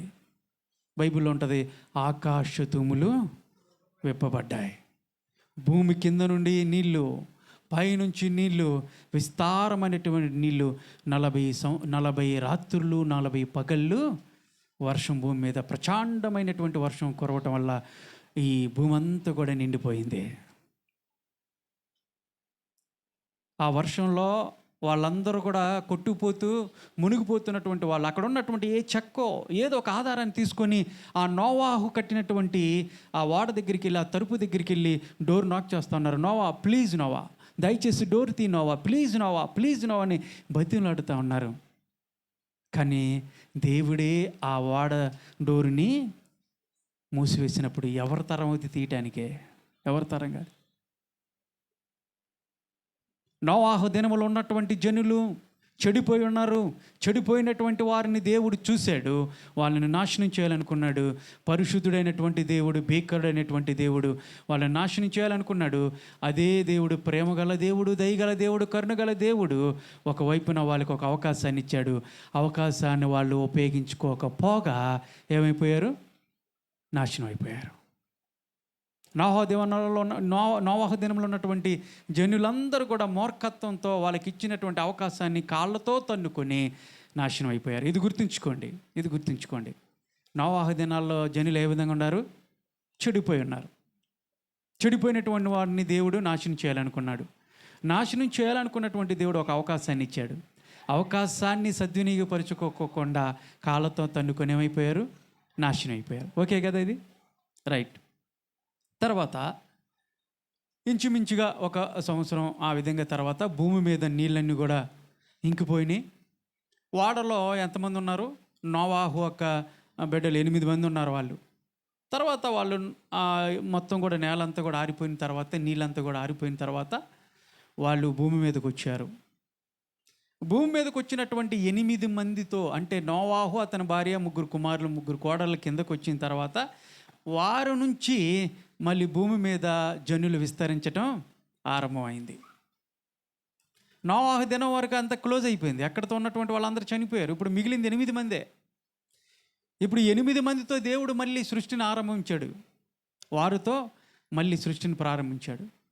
వారి దగ్గర నుంచి మళ్ళీ బిడ్డలు, వాళ్ళకి బిడ్డలు, తర్వాత బిడ్డలు, వాళ్ళకి బిడ్డలు, ఆ విధంగా మళ్ళీ సంతానము వృద్ధి చెందుతూ భూమిని విస్తరించడం ఆరంభించి, ఆ విధంగా ఖండాలుగా వాళ్ళు విస్తరించడం ఆరంభించారు. ఖండాలు ఏర్పడ్డాయి, ఖండాలు దేశాలుగా ఏర్పడ్డాయి, దేశాలు రాష్ట్రాలుగా, జిల్లాలుగా, ప్రాంతాలుగా, గొప్ప గొప్ప పట్టణాలుగా ఏర్పాటు చేయబడ్డాయి. ఇప్పుడు దేవుని యొక్క కనుదృష్టి ఒక పట్టణం వైపు ఆయనకి పడింది. ఆ పట్టణం పేరేంటి తెలుసా? నినివే పట్టణం. చూడండి యోనా గ్రంథం. ఇప్పుడు దేవుని దృష్టి ఒక పట్టణం మీద పడింది. ఆ పట్టణపు ప్రాంత ప్రజలు ఏ విధంగా ఉన్నారో చూద్దాం. ఆయన చూస్తూ ఉన్నప్పుడు ఆ ప్రజలు ఎలా ఉన్నారు. నోవాహు దినములో ఉన్నటువంటి వారిని దేవుడు చూసినప్పుడు ఎలా ఉన్నారు? చెడిపోయి ఉన్నారు. అయితే ఈ పట్టణం వైపు దేవుడు చూస్తూ ఉన్నప్పుడు ఈ పట్టణంలో ఉన్నటువంటి ప్రజలు ఏ విధంగా ఉన్నారు చూద్దాం. యెహోవా వాక్కు, మొదటి వచనం, యెహోవా వాక్కు అమిత్తయి కుమారుడైన యోనాకు ప్రత్యక్షమై ఈలాగు సెలవిచ్చెను. నినివే పట్టణస్థుల దోషము, నినివే పట్టణ ప్రజల యొక్క దోషము నా దృష్టికి ఘోరమాయను కనుక, నా దృష్టికి ఎలా ఉందంట? ఘోరమైనది గనుక నీవు లేచి నినివే మహాపట్టణమునకు పోయి దానికి దుర్గతి కలుగునని ప్రకటింపము. చాలమ్మా, దానికి దుర్గతి కలుగునని ప్రకటించండి. ఎలా ఉన్నారంట నినివే పట్టణపు ప్రజలు? వాళ్ళ జీవితాలు, వాళ్ళ బ్రతుకులు ఎలా ఉన్నాయంట? ఎన్నారుగా ఎలా ఉన్నారు? ఘోరంగా ఉన్నారు. ఎలా ఉన్నారు? నోవాహు దినాల్లో ప్రజలు ఎలా ఉన్నారు? చెడిపోయి ఉన్నారు, చెడ్డతనంతో నింపబడ్డారు. ఇక్కడ నినివే పట్టణ ప్రజలు ఎలా ఉన్నారు అంటే ఘోరంగా ఉన్నాయంట వాళ్ళ బ్రతుకులు. దేవుడు చూస్తూ ఉన్నాడు ఆ పట్టణం వైపు తన దృష్టిని చూసినప్పుడు ఆ పట్టణ ప్రజలందరూ కూడా ఘోరమైనటువంటి బ్రతుకులు. ఘోరమైనటువంటి పదాన్ని ఎప్పుడు ఉపయోగిస్తాను తెలుసా? ఇక చెప్పటానికి కూడా మనసు రానప్పుడు, చెప్పటానికి కూడా మాటల్లో సైక్యం కానప్పుడు, అవకాశం లేనప్పుడు ఒక పదాన్ని ఉపయోగిస్తాం. దాన్నే ఘోరం అంటాం. ఒక యాక్సిడెంట్ జరిగిందనుకో, ఆ యాక్సిడెంట్ చాలా దారుణంగా జరిగింది, చెప్పడానికి కూడా చెప్పలేకపోతాను. అప్పుడు ఏమంటాను తెలుసా? అమ్మో ఘోరంగా ఉందమ్మా, చూడటానికి కూడా నేను చెప్పలేకపోతున్నాను, చాలా ఘోరం. ఒక్కొక్కరి జీవితాలను చూసినప్పుడు అమ్మో ఆవిడ జీవితం అసలు చెప్పటానికి కూడా చెప్పలేము, ఘోరమైన జీవితం అమ్మ, కంపు, ఘోరం, బతుకుతుంది కానీ అంత ఘోరం, ఎంత ఘోరంగా బ్రతుకుతుందో వాళ్ళ జీవితాలని కొంతమంది వ్యక్తుల జీవితాలను ఉద్దేశించి మనం మాట్లాడుతూ ఉంటాం. వాడు బ్రతుకు ఘోరంగా ఉందండి, ఆవిడ జీవితం ఘోరంగా ఉందండి, పలాంది ఘోరంగా ఉందండి సంఘటన, చెప్పలేకపోతున్నాం అని ఇలా మనం వ్యక్తిత్వాన్ని మనం ప్రదర్శిస్తూ ఉంటాం. అందుకని పరిశుద్ధాత్మ దేవుడు కూడా ఆ నినివే పట్టణపు ప్రజల యొక్క దోషాలను, వాళ్ళు చేసినటువంటి పాపమును వివరించడానికి కూడా సైక్యంగా లేదు కాబట్టి ఆ పదాన్ని ఇక్కడ ఉపయోగించాడు పరిశుద్ధాత్మ దేవుడు. ఘోరంగా ఉన్నారు, వాళ్ళ బ్రతుకులు ఘోరంగా ఉన్నాయి. యోనా నువ్వులే, నినివే పట్టణానికి వెళ్ళు, దానికి దుర్గతి కలిగిద్దని నువ్వు ప్రకటించు. అంటే ప్రళయం రాబో, అది అక్కడ కూడా ఒక నాశనము, ఒక ఉగ్రత రాబోతా ఉంది, నువ్వు లేచి వెళ్ళి చెప్పు వాళ్ళకి అంటే చెప్పమన్నాడంటే ఏంటి? ఒక అవకాశాన్ని ఇచ్చాడు దేవుడు. ఘోరంగా ఉన్నటువంటి వారి జీవితాలను చూశాడు దేవుడు, తట్టుకోలేకపోయాడు. ఎందుకంటే పరిశుద్ధుడైనటువంటి దేవుడు, భేకరుడైనటువంటి దేవుడు, దహించు అగ్ని చూడలేకపోయాడు, వాళ్ళు నాశనం చేయాలనుకున్నాడు. అదే దేవుడు ప్రేమగల దేవుడు, దయగల దేవుడు, కరుణగల దేవుడు ఒక అవకాశాన్ని ఇచ్చాడు. ఆ అవకాశాన్ని ఎల్లు ప్రకటించు అని యోనాని పురుగొలిపాడు. యోనాకు చెప్పాడు, నువ్వు వెళ్ళి చెప్పు అని చెప్పేసి అన్నప్పుడు యోనా మొదటిసారి వెళ్ళాడు కానీ దేవుడు చెప్పినటువంటి మాటను వినలా. ఎందుకంటే యోనాకి ఇష్టం లేదు, వాళ్ళ జీవితాలు అలాగుండాలి, వాళ్ళు చెడిపోవాలి, నాశనం అవ్వాలనుకున్నాడు కాబట్టి చెప్పడానికి ఇష్టపడలా యోనా. దేవుడి మాటను ధిక్కరించి వెళ్ళినప్పుడు ఏం జరిగిందో మీ అందరికీ తెలుసు. రెండవసారి యోనా నినివే పట్టణానికి బయలుదేరాడు. దేవుడు ఏదైతే చెప్పాడో అక్కడ ఉంటుంది. దేవుడు ఇక్కడ మాట్లాడిన మాట ఏంటంటే నా దృష్టికి అన్నాడు. దాన్ని అండర్లైన్ చేసుకుంటే చాలా సంగతులు చెప్పొచ్చు మనం, తెలుసా? దేవుడు చెప్తున్నటువంటి మాట, యోనా నా దృష్టికి నినివే పట్టణ ప్రజలు ఘోరం, నా దృష్టికి. ఇందా చెప్పా మనుషుల దృష్టి ఎలా ఉంటుందో. మనుషులు చేసినటువంటి ప్రతి ఒక్క పాపము, ప్రతి ఒక్క పని మనం సమర్థించుకోవడానికి సరిపోతాం, కానీ దేవుని దృష్టిలో సమర్థించుకోవడానికి సరిపోదు. ఏదో చేసిందిలేండి, ఇప్పుడు ఏం చేయమంటారు, అయిపోయింది కదా, అయిపోయింది దాన్ని పదే సార్లు తీసుకొస్తారండి, ఏంటండి ఈ పంచాయతీ, పనేం లేదా మీకు అన్నట్టుగా కొంతమందిని మనం నివారించుతూ ఉంటాం. ఒక తప్పుడు పని చేసినప్పుడు, ఒక పాపిష్టి పని చేసినప్పుడు, ఒక చెడ్డ పని సమాజంలో కానీ కుటుంబ జీవితంలో జరిగినప్పుడు మనం చెప్పే మాటలేంటి తెలుసా? పెద్దరికం వెళ్ళినప్పుడు ఏదో జరిగిందిలేండి, అయిపోయింది కదా, ఇక వదిలేండి. ఇక పిల్లలు గమనించండి, మనుషులు చేసినటువంటి తప్పులు మనము సమర్థించుకోవటానికి మన దృష్టిలో ఉండొచ్చేమో కానీ దేవుని దృష్టిలో సమర్థమైనదా కాదు. ఆయన పాపాన్ని సమర్థించడో. ఏదో చేసిందిలే అని చెప్పేసి వదిలిపెట్టే దేవుడు కాదు. ఆయన పరిశుద్ధుడు కాబట్టి మనల్ని కూడా ఏ విధంగా ఉండమంటున్నాడు? పరిశుద్ధులుగా ఉండమంటున్నాడు. నీ ప్రవర్తన అంతట్లో జాగ్రత్తగా నువ్వు సరి చేసుకొని ఉండాలా. నువ్వు మాట్లాడే ప్రతి ఒక్క మాట, నీ ప్రవర్తన, నీ ఆలోచన, నీ నోటి నుండి వచ్చే ప్రతి ఒక్క మాట దేవుని యొక్క చిత్తానుసారంగా ఉందా లేదో చూసుకోవాలా. ఆయనకి ఇష్టమైనటువంటి మాటలు మాట్లాడుతున్నావా? దేవునికి ఇష్టమైనటువంటి జీవితాన్ని నువ్వు జీవించుకుంటున్నావో లేదని నువ్వు ప్రతిరోజు పరీక్షించుకోవాలా. ఆదివారం ఒక్క మాత్రమే కాదు, ప్రతిరోజు కూడా. మీరు ఒక లారీని తీసుకుంటే, ఒక వాహనాన్ని చూసినప్పుడు లారీ దగ్గర ఒక ప్రాంతంలో ఒక బ్యాటరీ పెడతారు. ఇంత పెద్ద బ్యాటరీ ఉంటుంది, చూసారా? పెద్దలు చూసి ఉంటారు. లారీ ఉంటే లారీ కింద ఉంటుంది ఒక పెద్ద బ్యాటరీ. ఆ బ్యాటరీ మీదే లారీ రన్ అవుతూ ఉంటుంది. దాని మీద ఒక మాట ఉంటుంది, ఏంటి? చెక్ మీ డైలీ అని ఉంటుంది. అంటే ఏంటి? ప్రతిరోజు ఇది చెక్ చేయాలి బ్యాటరీని. చెక్ మీ డైలీ, నన్ను రోజు చెక్ చేయండి మీరు. మీకు నచ్చినప్పుడో ఏదో నెలకొకసారో సంవత్సరానికిసారి కాదు, రోజు నన్ను చెక్ చేయాలి. అందుకని డ్రైవరు ప్రతిరోజు ఆ బ్యాటరీని చెక్ చేస్తాడు. అదేవిధంగా మన జీవితాలని ప్రభువులో మనం ఉన్నప్పుడు ప్రతిరోజు మనం చెక్ చేసుకోవాలి. ఎలా ఉన్నాయి నా జీవితం, ఎలా ఉంది ఈ రోజున? ప్రభుకి ఇష్టానుసారంగా ఉన్నానా, లేదంటే నా ఇష్టానుసారంగా ఉన్నానా? ఏ విధంగా ఉండాలి? చెక్ చేసుకోవాలి. మనం చెక్ చేసుకోవాలి. చెక్ చేసుకోపోయావా నీకు నాశనమే.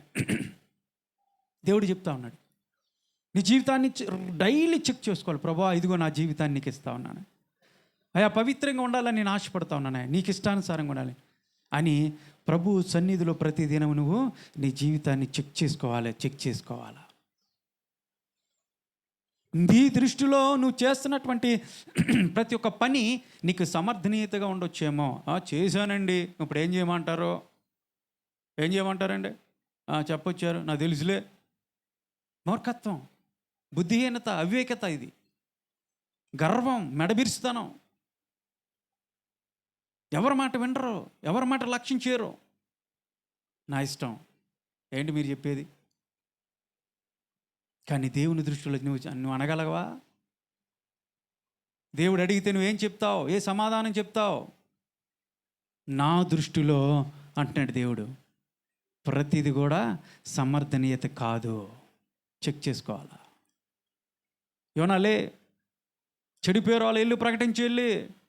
ఏం ప్రకటించిన ప్రభు అంటే, వాళ్ళకి దుర్గతి రాబోతా ఉంది, వెళ్ళి చెప్పు అన్నాడు యోనా. అంటే ఒక అవకాశాన్ని ఇచ్చాడు ఆ ప్రాంతానికి, వెళ్ళి నువ్వు ప్రకటించమన్నప్పుడు యోనా బయలుదేరాడు. నహోము చెప్తాడు, నహోము అనేటువంటి ప్రవక్త చెప్తా ఉన్నాడు, వారి యొక్క నినివే పట్టణ ప్రజలు ఆ దినాల్లో ఘోరంగా ఉండటానికి కారణం ఏంటి తెలుసా? వాళ్ళు గర్విష్ఠులుగా ఉన్నారంట. ఎక్కడ చూసినా వాళ్ళు యుద్ధాలకు వెళ్ళినప్పుడు జయమే వస్తూ ఉన్నప్పుడు రాజు సైతము వాళ్ళకి గర్వం వచ్చేసింది.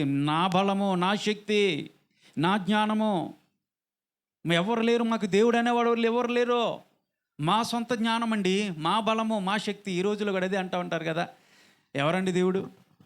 మేము కష్టపడి చదివించామండి మా బిడ్డల్ని, వాళ్ళు కష్టపడి ఉద్యోగాలు తెచ్చుకున్నారు, నేను కష్టపడి చదివించాను, నా శక్తి ఇది, నా బలము. ఒక్క దెబ్బ కొడితే ఎక్కడుంటావు నువ్వు? దేవుడు ఎక్కడుంటావు? గిలగిల కొట్టుకుంటే లేవటానికి కూడా ఉండదు. దేవుడి మీద ఆధారపడకోకుండా ఉన్నటువంటి వారి జీవితాలు అలాగే ఉంటాయి. ఎప్పుడు అహంభావంతో, గర్వంతో ఉండకూడదు. ఇక్కడ నినివే పట్టణ ప్రజలు అలాగ ఉన్నారు. నా శక్తి, మేము ఎక్కడికి యుద్ధానికి వెళ్తే అక్కడ జయమే, ఇది మా బలము అని దేవుని పక్కన పెట్టేశారంట. రెండోది త్రాగుబోతుతనం, విడిగా తాగేసి వాయు వరసలు లేకుండా ప్రవర్తించడం. గర్భిణీ స్త్రీలు యుద్ధానికి వెళ్ళినప్పుడు ఆ ప్రాంతంలో ఉన్నటువంటి గర్భిణీ స్త్రీలు పొట్ట కోసి పసిపిల్లలను తీసి పైకి గిరాటేసి కత్తితో చంపేసేవాళ్ళంట. ఎంత దారుణం అది! ఎంత దారుణం! భయంకరమైనటువంటి జీవితాలు ఘోరంగా ఉన్నాయి. ఇది ఘోరం. మూడోది, వాళ్ళ చేతులతో చేసుకున్నటువంటి విగ్రహాలు, మోగ విగ్రహాలని నిలిపేసి వాటిని ఆరాధించటం ప్రారంభించారంట వాళ్ళు. ఓ మాట చెప్తాను, దేవుడు మన చేతులతో తయారు చేసుకొని ఆరాధించేటువంటి దేవుడు అవుతాడా? తనే స్వయంగా తయారు చేసినటువంటి వాడు దేవుడు అవుతాడా? తయారు చేసిన వాడే దేవుడు అవుతాడా? అంతేనా? మనం తయారు చేసిన వాడు దేవుడు అవుతాడా? మనం తయారు చేసుకున్నవాడు దేవుడు అవుతాడా? చెప్పండి. మన చేతులతో తయారు చేసుకున్నది దేవుడు కానే కాదు, మనల్ని తయారు చేసిన వాడే దేవుడు. దేవుని స్తోత్రం చెప్పండి. హల్లెలూయా. ఆ రోజుల్లో కూడా తమ చేతులతో తయారు చేసుకున్నటువంటి ఆ విగ్రహాలని ఆరాధిస్తూ గంతులు వేస్తూ ఇష్టానుసారంగా ప్రవర్తిస్తున్నప్పుడు దేవుడు పశ్చాత్తాపడ్డాడు. వారిని చూసి నొచ్చుకున్నాడు, తట్టుకోలేకపోయాడు. దేవుడు నాశనం చేయాలనుకున్నాడు. పరిశుద్ధుడైనటువంటి దేవుడు, ప్రేమగల దేవుడు ఒక అవకాశాన్ని ఇచ్చాడు. యోనా వెళ్ళాడు, నినివే పట్టణానికి వెళ్ళాడు, ప్రకటించడం ప్రారంభించాడు. నినివే పట్టణ ప్రజలారా, కండ్రిక ప్రాంతంలో ఉన్నటువంటి ప్రజలారా, దేవుని ఉగ్రత మీ మీదకి రాబోతా ఉంది. మీ మనసులను మార్చుకొని దేవుని వైపు తిరిగి చూడండి, పశ్చాత్తాపంతో మీ పాపాలను ఒప్పుకోండి. ఇది ప్రకటించడం ప్రారంభించాడు యోనా. ఎంట ఉన్నారు కానీ ఏ ఒక్కరు కూడా పట్టించుకోవట్లేదు. ఈ వార్త విని విని విని ఎక్కడికి వెళ్ళింది తెలుసా? రాజుగారి దగ్గరికి వెళ్ళింది. అరే ఎవరు రైట్ తీసుకురండిరా అని చెప్పేసి అంటే యోనాని తీసుకొచ్చారు. బాబు ఏంటి సంగతి? యోనా చెప్పాడు. దేవుడు చెప్పమన్నటువంటి సంగతి ఏంటో తెలుసా? ఈ పట్టణంలోకి దేవుని ఉగ్రత రాబోతా ఉంది. ఈ పట్టణంలోకి దేవుని ఉగ్రత రాబోతా ఉంది. దేవుడు అనౌన్స్ చేయమన్నాడు. అనగానే రాజుగారిని కట్టేయండి అన్నాడా? మనమైతే ఏమంటాం తెలుసా? మనకున్నటువంటి గర్వంతో, అరే ఈయన చెట్టు కట్టేయండిరా. ఎన్ని రోజుల్లో వస్తుంది అన్నారయ్యా? ఎన్ని రోజుల్లో? 3 రోజుల్లో. అరే ఈ 3 రోజులు కట్టేసేయండి. ఆ 3 రోజులు వీడికి ఏం పెట్టమాకండి, ఎలా వస్తుందో చూద్దాం అని చెప్పేసి మనం అంటావేమో. కానీ అక్కడ జరిగిన సంగతి ఏంటి తెలుసా? ఎప్పుడైతే రాజు ఆ విషయాన్ని అన్నాడో, రాజు సహితము సింహాసనాన్ని విడిచి కిందకు వచ్చి గోను పట్టాలు కట్టుకొని నెత్తి మీద బూడిద పోసుకొని మోకరించి, ప్రభువా మమ్మల్ని కరుణించాయని ప్రార్థన చేయటం ప్రారంభించారు. ఆ దేశంలో ఉన్నటువంటి ప్రజలందరికీ ఉపవాస దినాన్ని ప్రకటించాడు. కేవలం పశువులకు కూడా ఇంకా ఆహారాన్ని పెట్టొద్దు. మనుషులు మాత్రమే కాదు, పశువులకు కూడా బంద్ ఉపవాస దినాలు ప్రకటించేశాడు రాజు. అందరూ బూడిద రాసుకొని దేవుని వైపు తిరిగి ప్రార్థన చేయటం ప్రారంభించారు. ప్రభువా మమ్మల్ని క్షమించాయా, నీ ఉగ్రత మా పైన కురిపించొద్దు, మమ్మల్ని క్షమించు ప్రభువా, మా పాపాన్ని క్షమించు ప్రభు అని ప్రార్థన చేయటం ప్రారంభించాడు. ఎప్పుడైతే వాళ్ళు ప్రార్థన చేయటం ప్రారంభించారో దేవుడు వారు ప్రార్థన ఆలకించారు. దేవుని స్తోత్రం కలుగును గాక. నువ్వు చేస్తున్న ప్రార్థన దేవుడు ఆలకిస్తాడు. పశ్చాత్తాపంతో విరిగి నలిగినటువంటి హృదయముతో నువ్వు ఎప్పుడైతే ప్రార్థన చేస్తావో నీ ప్రార్థనకి దేవుడు ఆలక్షించాడు. ఖచ్చితంగా జవాబిచ్చే దేవుడు మనం ఆరాధిస్తున్నటువంటి దేవుడు. యేసయ్య నామానికి స్తోత్రం కలుగును గాక. ఆలకించాడు. అక్కడ ఉంటుందండి చక్కటి మాట. ఆ తర్వాత మీరు 2-3 అధ్యాయాలు చదువుకోండి యోనా గ్రంథంలో, చాలా బాగుంటాయి తర్వాత జరిగిన విషయాలు. నేను అవన్నీ చెప్పడానికి ఇష్టపడతలేదు, సమయం లేదు కాబట్టి. అయితే దేవుడు వాళ్ళ ప్రార్థన విని చివరి వచ్చిన 3 అధ్యాయం చివరి వచ్చిన వాళ్ళు ఉంటుంది యోనా గ్రంథం. నినివే వారు తమ చెడు నడతలను మానుకొనగా, తన చెడు నడకలు మానేసారే లేదా? వారు చేయుచున్న క్రియలను దేవుడు చూచి, వారు చేయుచున్న క్రియలను దేవుడు చూసి పశ్చాత్తాప్తుడై వారికి చేయుదునని తన మాట చొప్పున, ఏదైతే మాట చెప్పాడో తమకు చేయుదునని, అంటే ఉగ్రతను కురిపిస్తానని చెప్పినటువంటి మాట చొప్పున కీడు చేయక మానెను. దేవుని స్తోత్రం కలుగును గాక. ఏదైతే చెప్పాడో ఆ ఉగ్రతను రప్పించుకోకుండా దేవుడు ఏం చేశాడు? మానిపించాడు. ప్రియులారా, ఒక మాట చెప్తా ఉన్నాను. నోవాహు దినాల్లో మనుషులు ఏ విధంగా ఉన్నారన్నా చెప్పండి? ఏ విధంగా ఉన్నారన్నా? చెడిపోయి ఉన్నారు. చెడిపోయినటువంటి వారిని దేవుడు ఏం చేయాలనుకున్నాడు? నాశనం చేయాలనుకున్నాడు. నాశనం చేయాలనుకున్నటువంటి దేవుడు ఒక అవకాశాన్ని ఇచ్చాడు. ప్రేమతో అవకాశాన్ని వాళ్ళు ఉపయోగించుకున్నారా? ఉపయోగించుకోకుండా కాళ్ళతో తన్నుకొని ఉగ్రత పాలైపోయారు. ఇక్కడ నినివే పట్టణపు ప్రజలు కూడా వాళ్ళ బ్రతుకులు ఘోరంగా ఉన్నాయి. ఘోరమైనటువంటి జీవితాలని పరిశుద్ధుడైనటువంటి దేవుడు చూసి వాళ్ళను కూడా నశింపచేయాలని, ఆ పట్టణాన్ని నాశనం చేయాలని దేవుడు ఉగ్రత కురిపించాలని చూశాడు. కానీ ప్రేమగల దేవుడు వారికి కూడా ఒక అవకాశాన్ని ఇచ్చాడు. యోనా ద్వారా ఆ అవకాశాన్ని వాళ్ళు ఏం చేశారు తెలుసా? ఉపయోగించుకున్నారు. ఒక అవకాశాన్ని ఉపయోగించుకున్నటువంటి వారిని ఏమంటారు తెలుసా? బుద్ధిమంతులు అని పిలుస్తారు. ఏమని పిలుస్తారు? బుద్ధిమంతులు. దేవుడిచ్చినటువంటి అవకాశాలు బుద్ధిమంతులుగా ఉపయోగించుకొని పశ్చాత్తాపంతో వాళ్ళ పాపాలని ఒప్పుకొని వాళ్ళ జీవితాలని మార్చుకున్నప్పుడు, చెడు నడకను వాళ్ళు మార్చుకున్నప్పుడు దేవుడు వారిని చూసి రప్పించాలి అనుకున్నటువంటి ఉగ్రతని ఆప్ చేశాడంట. దేవుని స్తోత్రం కలుగును గాక. ఈ 2 విషయాలు బైబిల్లో జరిగాయి, చరిత్రలో జరిగాయి. నేను ఇప్పుడు చెప్పినటువంటి నోవాహు దినంలో జరిగినటువంటి జలప్రలయం, యోనా టైంలో జరిగినటువంటి నినివే పట్టణపు ఆ విషయం అంతా కూడా జరిగినాయి. ఈ 2 కూడా ఒకళ్ళు ఏం చేశారు, నోవాహు దినంలో బిడ్డలు ఉన్నటువంటి జనులందరూ మూర్ఖంతో నాశనం అయిపోయారు. నినివే పట్టణపు ప్రజలందరూ కూడా దేవుడిచ్చినటువంటి అవకాశాన్ని ఉపయోగించుకొని బుద్ధిమంతులుగా వాళ్ళు నాశనం నుండి తప్పించుకున్నారు. అయితే ఇప్పుడు ఇంకొక ఉగ్రత రాబోతా ఉంది. ఇది ప్రశ్న. మరొక ఉగ్రత రాబోతా ఉంది. అదేంటి తెలుసా? మనుష్య కుమారుడు. అయితే నోవాహు దినాల్లో ప్రజలు ఎలా ఉన్నారు చెప్పాను, నినివే పట్టణ ప్రజలు ఎలా ఉన్నారు చెప్పాను. మరి కానీ మనుష్య కుమారుడు సమయంలో ఉన్నటువంటి ప్రజలు ఎలా ఉన్నారు అంటే ఇప్పుడు మీకు ప్రశ్న రావచ్చు, మనుష్య కుమారుడు అంటే ఎవరండి? మనిషి కుమారుడు అంటే ఎవరు? జ్యోతి ఎవరు? యేసు ప్రభు మనుష్య కుమారుడిగా పిలువబడ్డాడు ఈ లోకానికి వచ్చినప్పుడు. ఆయన మనుష్య కుమారుడు టైంలో ఉన్నటువంటి ప్రజలు ఎవరు అంటే, యేసు ప్రభు 2000 సంవత్సరాల క్రితం ఈ లోకానికి వచ్చి ఆయన తిరిగి వెళ్ళి మరణించి ఆయన లేచి పరలోకానికి వెళ్ళి మళ్ళీ ఈ లోకానికి ఆయన అడుగు పెట్టేటువంటి ఈ సమయం ఏదైతే ఉందో, ఈ సమయంలో ఉన్నటువంటి వాళ్ళందరూ ఎవరంట? మనుష్య కుమారుడు టైంలో ఉన్నటువంటి ప్రజలు. అంటే మీరు, నేను. ఇప్పుడు మన జీవితాలు ఏ విధంగా ఉన్నాయి ప్రశ్నించుకుందాం. ఇప్పుడు మన జీవితాలు ఏ విధంగా ఉన్నాయి? ఇప్పుడు ఒక ఉగ్రత రాబోతా ఉంది. ప్రభు ఇంకొక ఉగ్రతను తీసుకురాబోతా ఉన్నాడు. గొర్రె పిల్ల ఉగ్రత రాబోతా ఉంది. మరి ఆ ఉగ్రతకి నీ జీవితం ఎలా ఉంది ప్రశ్నించుకుందాం. అసలు మనిషి కుమార్ టైంలో ఉన్నటువంటి మన జీవితాలు ఎలా ఉన్నాయంటే, ఒకానొక సందర్భంలో ప్రభు ఈ లోకంలో ఉన్నప్పుడు తన శిష్యులను చూసి అంటాడు, ఒరే మీరు సున్నం కొట్టిన సమాధులు రా అన్నాడు. ఏమన్నాడు? సున్నం కొట్టిన సమాధులు రా. సమాధులు చూడటానికి బాగుంటాయి, చక్కగా సున్నం కొట్టేసి అలంకరించి ఉంటాయి, కానీ లోపల ఏముంటుంది? కంపు ఉంటుంది. మీరు కూడా అలాగే ఉన్నారా?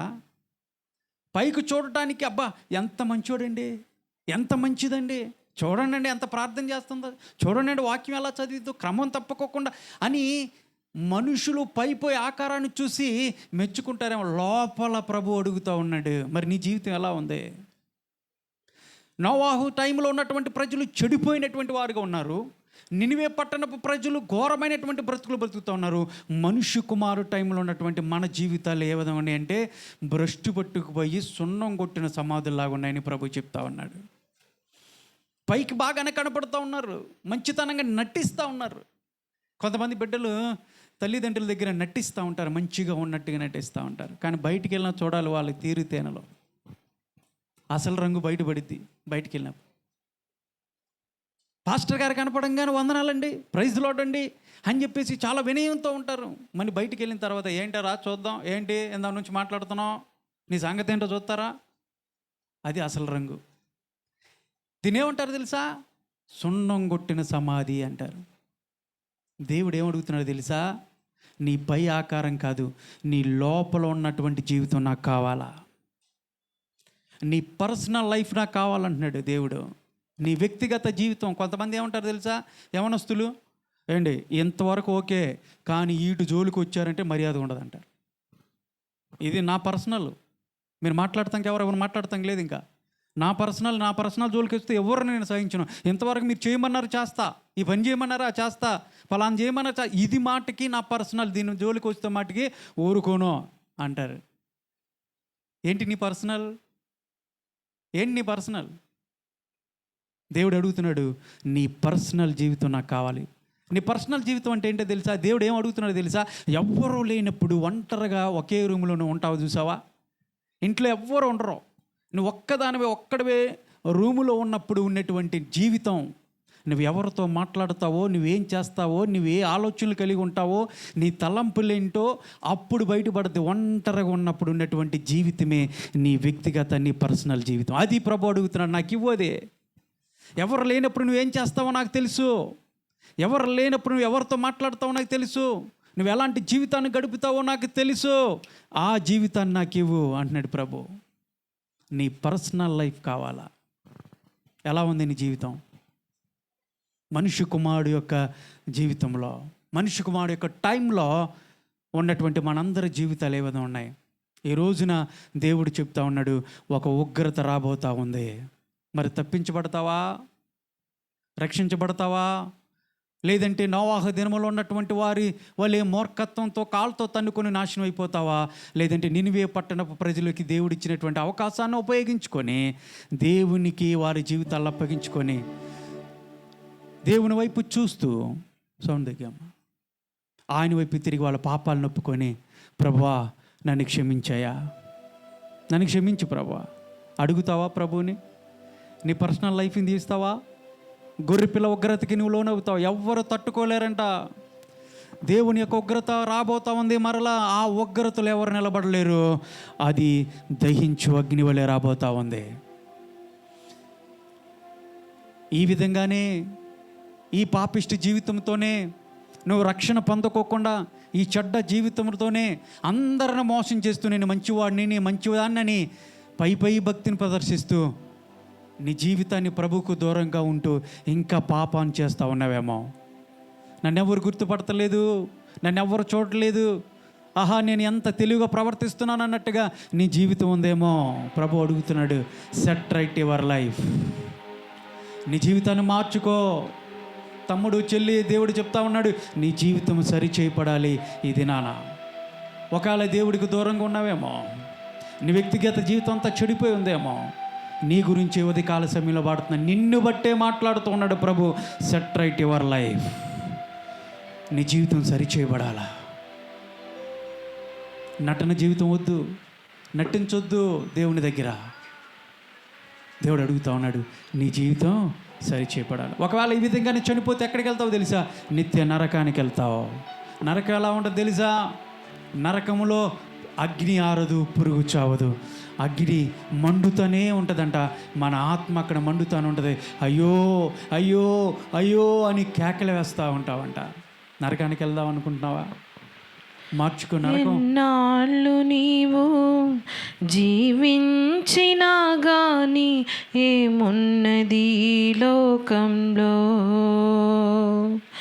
ఇన్నాళ్ళు నీవు చేసిన క్రియలన్నిటికీ తీర్పున్నది పైలోకంలో. ఎన్నాళ్ళు నీవు జీవించినా గాని ఏమున్నది లోకంలో, ఇన్నాళ్ళు నీవు చేసిన క్రియలన్నిటికీ తీర్పున్నది పైలోకంలో.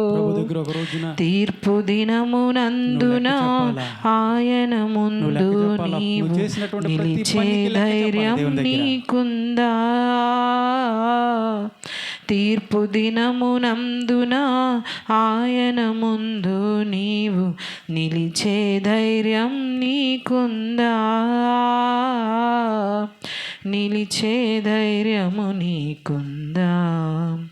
మార్పు చెందవా నీవు, మార్పు చెందవా? నీ బ్రతుకును మార్చుకోవా. అనుకూల సమయం ఇది అని ఎరిగి మారు మనసును పొందవా. కళ్ళు మూసుకోండి, ప్రతి ఒక్కరు కళ్ళు మూసుకోండి. ఎప్పుడైనా సరే ప్రభుకి నీ జీవితాన్ని అప్పచెప్తాం. నీ వ్యక్తిగత జీవితాన్ని దేవునికి అప్పచెప్తాం. రాబోయేటువంటి ఉగ్రత నుండి తప్పించబడటానికి దేవుడు ఇచ్చినటువంటి అవకాశాన్ని ఉపయోగించుకుందాం. ఇప్పటికీ కూడా దేవుడు నీకు ఇచ్చినటువంటి అవకాశం, ఈ అవకాశాన్ని సద్వినియోగపరుచుకోకుండా ఉంటే గనక ఆయన ఉగ్రత పాలవుతావు. ఆయన ఉగ్రత దినాన నువ్వు నిలబడలేవు, నువ్వు తట్టుకోలేవు, నువ్వు తాళలేవు. భయంకరమైనటువంటి ఉగ్రత రాబోతా ఉంది. నా యేసయ్య రెండోసారి రాబోతా ఉన్నాడు. ఆయన ముందు నువ్వు నిలబడగలవా? ఆ ధైర్యం నీకుందా? దేవుని ముందు నిలబడగలవా? నువ్వు సాహసం చేయగలవా? నిలబడాలంటే నువ్వు చేయాల్సింది ఒకటి ఉంది. ఊపిరున్నంతసేపు నీకు అవకాశము ఇచ్చినప్పుడు దేవుడు సమయం ఉంచినప్పుడే నీ పాపాన్ని ఒప్పుకో, నీ జీవితాన్ని ప్రభుకు. ఇంకా ఎక్కడో ఒక చోట దేవుడికి దూరంగా ఉన్నావేమో, ఎక్కడో ఒక చోట తప్పిపోయి ఉన్నావేమో, ఎక్కడో ఒక చోట ఇది ఎవరికి తెలియదులే అనుకుంటున్నావేమో. ప్రభు అడుగుతూ ఉన్నాడు, సరిచేసుకో. నోవాహు దినములలో దేవుడు చూసినప్పుడు చెడిపోయినటువంటి వారిని దేవుడు నాశనం చేయాలనుకున్నాడు. ఒక అవకాశాన్ని ఇచ్చాడు. అవకాశాన్ని ఉపయోగించుకోకుండా మూర్ఖత్వంతో, బుద్ధిహీనతతో, కాళ్ళతో తన్నుకొని నాశనం అయిపోయారు. చెప్పినా వినలేదు వాళ్ళు. నోవాహు దినముల్లో వాళ్ళందరూ జలప్రయాణంలో చనిపోయారు. నినివే పట్టణ ప్రజలను చూసినప్పుడు దేవుడు వాళ్ళ యొక్క బ్రతుకులు ఎలా ఉన్నాయంటే ఘోరమైనటువంటి బ్రతుకులు ఉన్నాయి. అయితే దేవుడు వాళ్ళని కూడా నాశనం చేయాలనుకున్నాడు. ఒక అవకాశాన్ని ఇచ్చాడు. అవకాశాన్ని వాళ్ళు ఉపయోగించుకొని ఎప్పుడైతే దేవుడు ఉగ్రత రాబోతా ఉందని యోనా చెప్పాడో ఆ మాటలందులో వీళ్ళు విధేయత చూపించారు, నమ్మకం ఉంచారు. వెంటనే దేవుని సన్నిధిలోకి వచ్చి, ప్రభువా మేము పాపులమయ్యా, మా పాపాన్ని క్షమించని ఆకాశం వైపు వాళ్ళు కన్నులెత్తి ప్రభువును అడిగినప్పుడు రాబోయే ఉగ్రత నుంచి వారు తప్పించబడ్డారు. మరి ఇప్పుడు మూడోసారి ఉగ్రత రాబోతా ఉంది. ఆ ఉగ్రత నుంచి నువ్వు తప్పించబడాలంటే ఈ రోజున ప్రభు అడుగుతున్నాడు, నువ్వు మారాలి. నీ జీవితాన్ని నాకు ఇచ్చేసాయి, నీ పాపాన్ని వదిలిపెట్టేసాయి, నీ అతిక్రమములను, నీ దోషములను వదిలిపెట్టేసాయి. నా రక్తం చేత నిన్ను కడుగుతానని ప్రభు అడుగుతున్నాడు. అప్పుడు మాత్రమే నువ్వు ఆ ఉగ్రత నుండి తప్పించబడతావు, నరకాన్ని నుండి తప్పించబడతావు, నిత్య జీవాన్ని ప్రభు ఇవ్వాలని ఇష్టపడతా ఉన్నాడు. ప్రియులారా, ఎందుకు యేసయ్య ఈ లోకానికి వచ్చాడు తెలుసా? ఎందుకు ఈ లోకానికి వచ్చి ఆయన భయంకరమైనటువంటి వేతన, ఆయన త్యాగాన్ని, ఆయన బలిని ఎందుకు ఆయన కోరుకున్నాడు తెలుసా? దారదారులుగా రక్తాన్ని ఎందుకు చిందించాడు నీ కొరకు, నా కొరకు తెలుసా? ఇదిగో ఆ ఉగ్రత నుండి తప్పించబడాలని, ఆ ఉగ్రత నుండి నీవు నేను తప్పించబడాలని ప్రేమను చూపించి, ఆయన ప్రేమను, ఆయన కనికరమును, కరుణ చూపించి, మనము ఆయన ప్రేమించామని కాదు కానీ ఆయన మనల్ని ప్రేమించాడు కాబట్టే మనందరిని తప్పించాలని ఈ లోకానికి వచ్చి ఆయన బలిపోయాడు. గమనించావా ప్రియులరా? గమనించావా ఆయన త్యాగాన్ని? ఒక్కసారి ప్రభువును గుర్తెరుగుదాం, మన పాపాను వదిలిపెడదాం. ఇప్పుడైనా సరే వదిలిపెట్టు. ఇప్పుడు కాదులని ఇంకా కఠినపరుచుకోవద్దు నీ జీవితాన్ని. ఇప్పుడు కాదులే మరొకసారి చూసుకోవద్దు, నువ్వు చూడొద్దు. సమయం ఉండగానే రేపు ఏమైందో తెలియదు. నువ్వు ధరించినటువంటి వాచీకైనా కానీ ఒక 6 నెలలు గ్యారంటీ ఉంటుందేమో, కానీ నీ జీవితానికి గ్యారంటీ లేదు. ఇప్పుడున్నటువంటి వ్యక్తులు మరో గంటలో ఏమవుతుందో తెలియనటువంటి భయంకరమైనటువంటి పరిస్థితుల్లో మన చుట్టూ మరణము తాండవిస్తున్నటువంటి ఈ దినాల్లో మనం ఉన్నాం. ఇంకెందుకు ఆలోచిస్తున్నావు? దేని గురించి ఆలోచిస్తున్నావు? నీ జీవితాన్ని ప్రభుకి అప్పగించు. నీ జీవితాన్ని అప్పగించు. కప్పుకో, మాకు అప్పగించు. చిన్న ప్రార్థన చేసుకో. ప్రభువా నా జీవితానికి ఇస్తున్నాను ప్రభువా, నన్ను క్షమించు ప్రభువా, నా పాపాన్ని క్షమించు ప్రభువా. ఇదిగో నాయన పశ్చాత్తాపంతో ప్రార్థిస్తున్నాను తండ్రి, నన్ను కరుణించు ప్రభువా. నా వైపు ప్రభువా నీ దృష్టిని కేంద్రీకరించు ప్రభువా. నీ రక్తం చేత నన్ను నాయన పవిత్రపరచని అడగలవా? దేవుడు నీ వైపు చూస్తున్నాడు, తన చేతులు 2 చాపి నువ్వు అడిగితే ఆయన కార్యం చేయడానికి ఇష్టపడతా ఉన్నాడు. చేయి ప్రార్థన చేయి, మౌనంగా ఉండొద్దు, ప్రార్థన చేయి. పరిశుద్ధుడా, ప్రేమగల దేవా, నీ ఘనమైన పాదములకు వందనములు, స్తుతులు, స్తోత్రాలు ప్రభా. మా మంచి దేవుడవు, మా మంచి కాపురవయ్యా. నువ్వు తప్పితే వేరొక దేవుడు లేడు ప్రభువా. భూమి ఆకాశంలో సృజించినటువంటి సృష్టికర్తవు ప్రభువా. సర్వమును ప్రభా నీకు ఆయా అనుకూలముగా తయారు చేసి ఆయా మమ్మల్ని సృష్టించినటువంటి దేవుడవు. నీ మాట వినాలని, నిష్టానుసారంగా మేము బ్రతకాలని, నీ మార్గములో ప్రభ మేము నడవాలని, ప్రభ నీకు మహిమకరముగా మేము జీవించాలని, మా జీవితాలను నీకు అర్పించుకొని ఉండాలని మీరు మమ్మల్ని సృష్టిస్తే అయ్యా నీకు విరోధముగా, మా ఇష్టానుసారంగా, మా ఆలోచన ప్రకారంగా, మా చిత్తాన్ని నెరవేర్చేవారుగా మేము ఉన్నాము. దయతో మమ్మల్ని క్షమించు ప్రభువా. దయతో మమ్మల్ని క్షమించు ప్రభా. నీ ఉగ్రతను ప్రభా తండ్రి మా మీద కుమ్మరించొద్దని ప్రార్థిస్తున్నాను ప్రభా. ఉగ్రత నుంచి ప్రతి ఒక్కరూ తప్పించబడాలని మీ ఆశ ప్రభా. నీ బిడ్డలను కరుణించండి ప్రభా. నీ బిడ్డలను కరుణించండి ప్రభా. వాళ్ళ జీవితాలను అప్పగించుచుండగా ఎవరైతే ప్రభా ఉదయ కాల సమయంలో వాళ్ళ జీవితాలని ప్రభా నీకు అప్పగిస్తూ బ్రతుకులు మార్చుకొని సరి చేసుకోవాలని ఇష్టపడతా ఉన్నారో ఒక్కొక్కరిని దర్శించండి ప్రభా. ఒక్కొక్కరిని దర్శించండి ప్రభా. ఈ ఉదయకాల సమయంలో ఒక్కొక్కరిని దర్శించండి ప్రభా.